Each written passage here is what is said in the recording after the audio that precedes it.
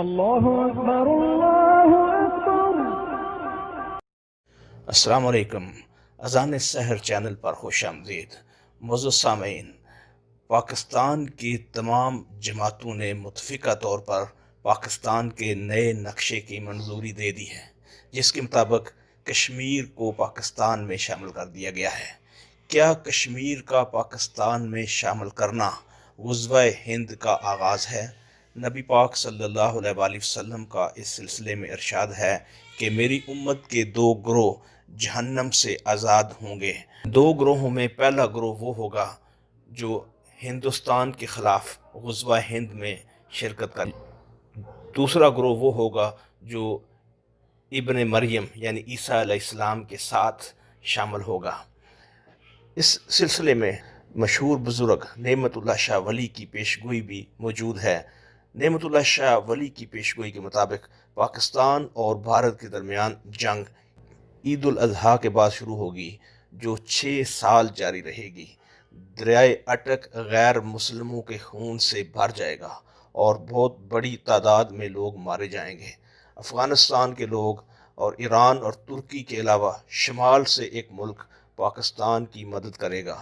پاکستان اپنے تمام علاقے بھارت سے واپس لے لے گا۔ اس سلسلے میں شمال سے جو ملک پاکستان کی مدد کرے گا، اس میں واضح طور پہ جو اشارہ نظر آتا ہے موجودہ حالات میں وہ چین کی طرف اشارہ کرتا ہے، کیونکہ چین اور پاکستان کے مفادات مشترکہ ہیں اور چین اور پاکستان ایک پیج پر ہیں، اور پچھلے 3 مہینوں سے چین نے جو بھارت کا محاصرہ کر رکھا ہے وہ شاید اسی سلسلے کی کڑی ہے۔ سامعین معظم، یہ محض اتفاق نہیں کہ 3 ماہ سے چین نے بھارت کا محاصرہ کر رکھا ہے اور کئی دیگر ممالک کو بھی ساتھ ملا کر اس سلسلے میں پیش رفت کی ہے، جس میں نیپال کی مثال سب کے سامنے ہے۔ نیپال نے 1 مہینہ پہلے ایک نئے قانون کی منظوری دی۔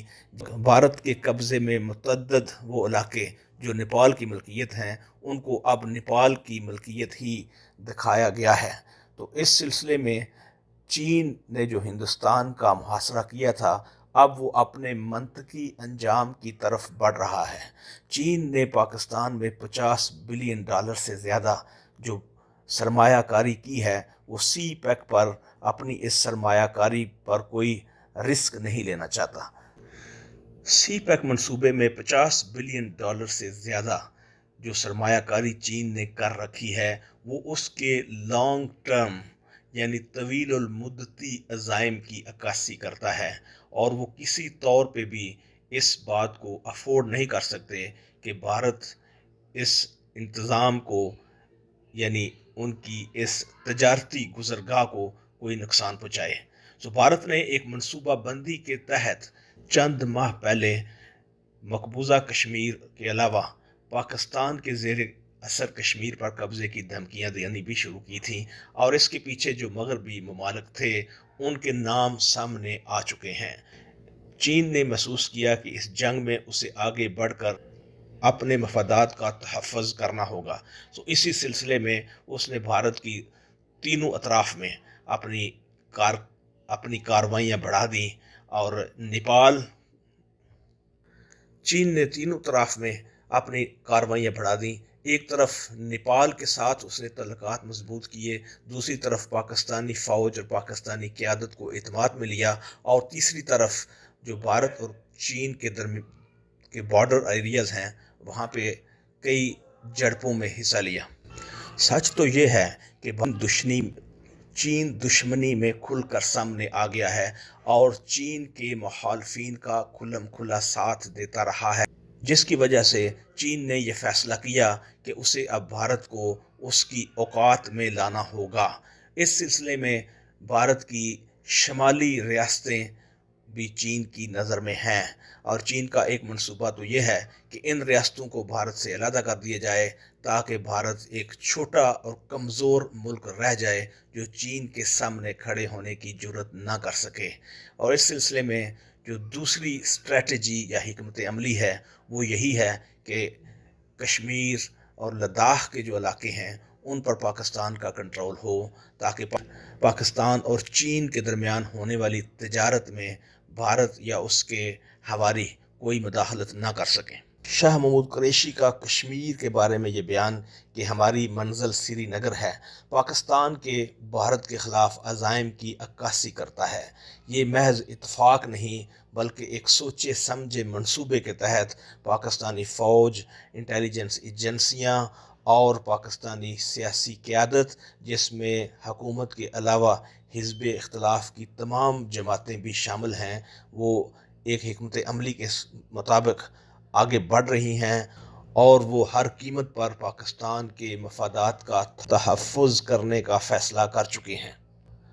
دوسری طرف بھارت نے پاکستان کے نئے نقشے کو محض ایک سیاسی حکمت عملی اور مضحکہ خیز سیاسی چال قرار دیا ہے، مگر حقیقت یہ ہے کہ معاملات اس سے کہیں زیادہ سنجیدہ نوعیت کے ہیں اور پاکستانی قیادت اس بات پر پرعزم دکھائی دیتی ہے کہ انہیں آگے بڑھ کر اپنے مفادات کا تحفظ کرنا ہوگا اور اپنے حقوق چھین کر لینے ہوں گے۔ کیا بھارت کے رافل طیارے اسے پاکستان پر کوئی ایڈوانٹیج دے سکیں گے؟ اس سلسلے میں ماہرین کا کہنا ہے کہ کسی بھی نئے لڑاکا طیارے کا فضائیہ میں شامل ہونا محض چند مہینے کا معاملہ نہیں۔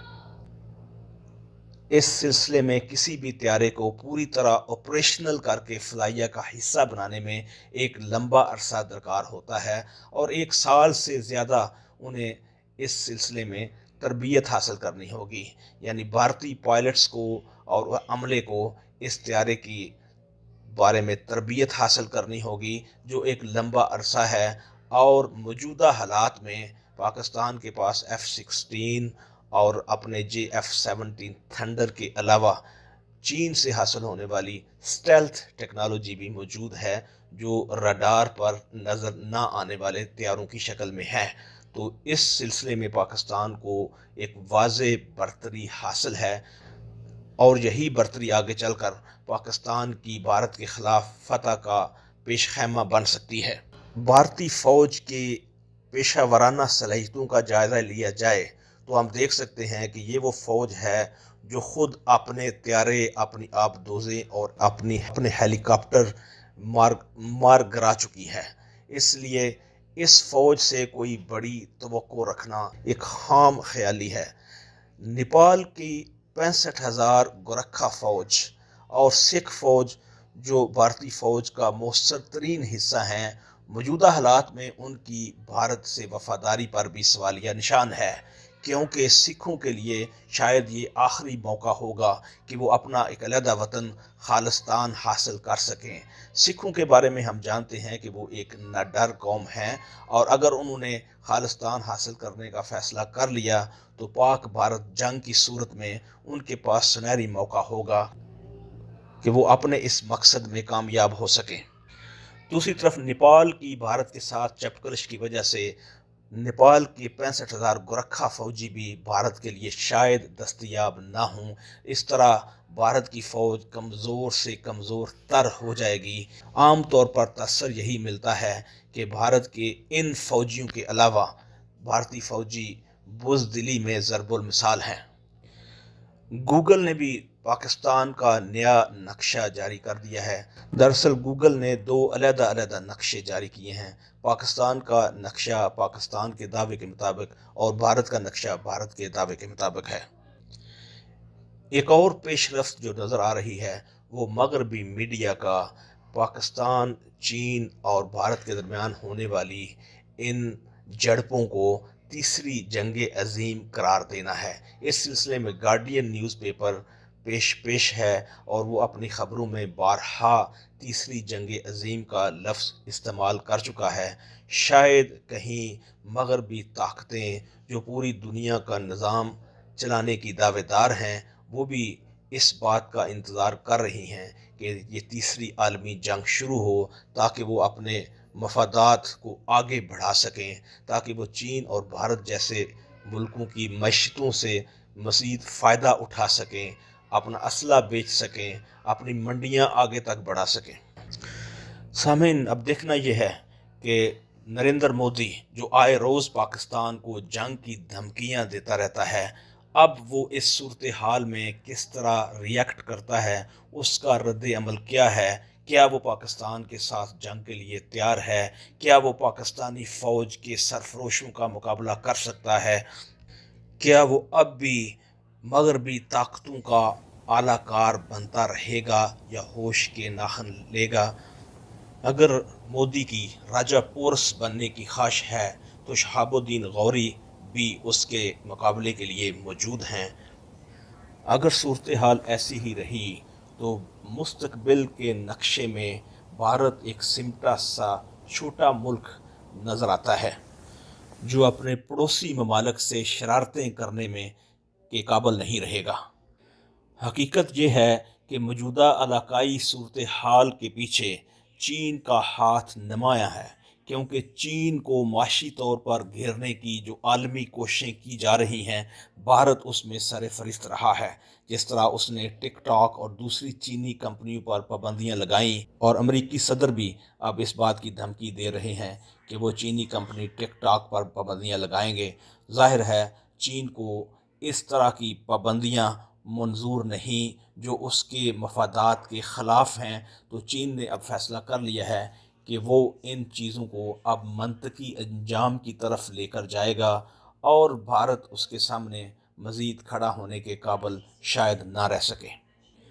پاکستان کے لیے خوش آئند بات یہ ہے کہ پاکستان کی سیاسی جماعتیں جو عام حالات میں ایک دوسرے کے خلاف سفارہ رہتی ہیں، وہ اس قومی مسئلے پر متفق ہیں، اور بظاہر یہی لگتا ہے کہ ان کو آن بورڈ لیا جا چکا ہے، اور ان کے ساتھ فوج اور انٹیلیجنس ایجنسیوں کے مکمل رابطے بھی ہیں۔ سامعین، آپ سے گزارش ہے کہ چینل کو سبسکرائب کریں اور ویڈیو کو لائک اور شیئر کریں، اور کمنٹس میں اپنی رائے سے آگاہ کریں۔ شکریہ۔